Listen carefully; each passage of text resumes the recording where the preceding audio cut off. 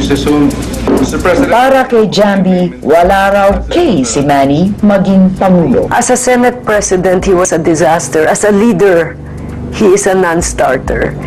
Wala po siyang qualities of a leader kasi gusto niya lahat pag-usapan. Gusto lang niya lahat aregluhin.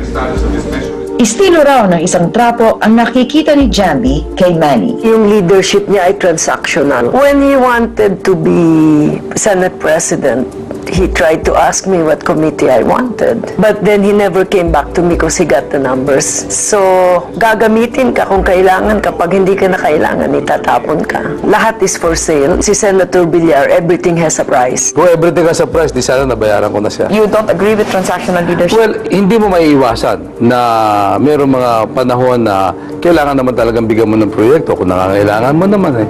Hindi ba? Wala namang masama na hingi mo na rin yung boto niya. Anyway, bibigay mo naman sa kanya yung proyekto. And now, therefore, formally tender my resignation. Dahil sa issue ng double insertion, nag-resign si Manny bilang Senate President. Pinalitan siya ni Senator Enrile. Ibang-iba raw ang estilo ng pamamalakad ng dalawa. I have had my differences, major differences with Senator Enrile. Pero nakikita ko na maganda ang palakad kasi transparent siya. At pag merong problema ang Senado, talagang ilan oras kami nakaupo dyan, babasahin ng Constitution, hahanap ng solusyon. Si Senator Villar, pag magpapatawag ng caucus, kakain lang kami. Oh, bahala kayo ha. Anything you decide is okay with me. Paano kayo magkaroon ng presidente na parang barko pero walang rudder, walang timon? Si Senator Villar ay isang barko na walang timon, na papunta na lang siguro sa hindi mo alam kung saan pupunta, kung saan lang siguro maraming isda. Para sa akin, nakita ko na may mga magaling din mga bagong pasok, mga bata, hindi naman sila kailangan maghintay pa doon sa mga senior nila. Nag-delegate talaga ako noon. Basta bahala sila sa committee nila, hindi ko pinapakialaman. We have the oversight. Bihira raw madinig ang boses ni Manny sa Senado. Hindi rin umano malinaw ang posisyon niya sa mga issue. Ano yung posisyon niyo sa population issue? Sa akin ang populasyon kasi, dapat tanggapin na natin na given niya. 90 million tayo. Gamitin na lang natin asset yan to our advantage. Kaya nga, papasa mo ba itong reproductive health? Again, yung tanong mo kanina, Will you support it? Categorical na lang. No, Support no. it?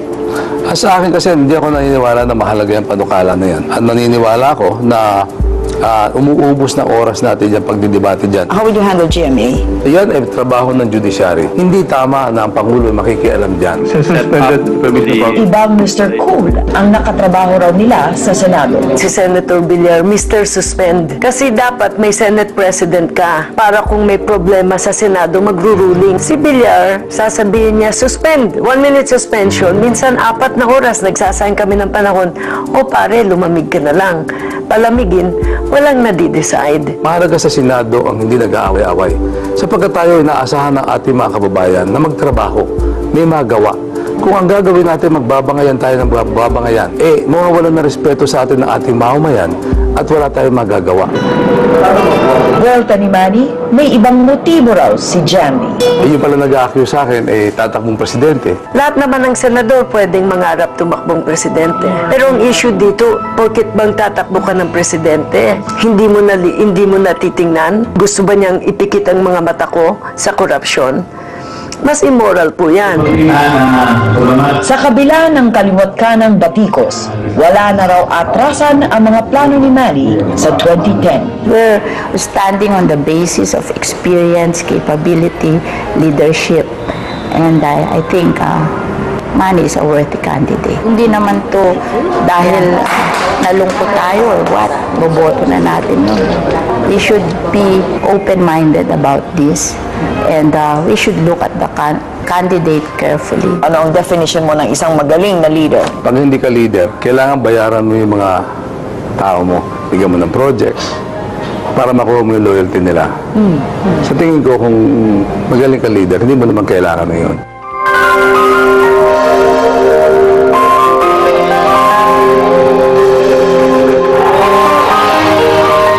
Inyong napanood ang isa na namang episode ng Pro Profiles. Mag-log on sa www.protv.com at alamin ang posisyon ni Manny Villar sa mga natatanging issue na dapat harapin ng liderato ng bansa. Sa susunod na linggo, kilalanin ang isa na namang pambato sa 2010 elections. Sigibot Teodoro, magandang gabi po sa inyo lahat. Ako po si Cheche Lazaro. Balita namin, you are the Dinggo Wangco's political son. Ang relationship namin ni Tito Danding, natural yun na sa politika talagang binentor niya ako. Kasi napagsilbihan ko ang uncle ko na mas pa sa aking ama.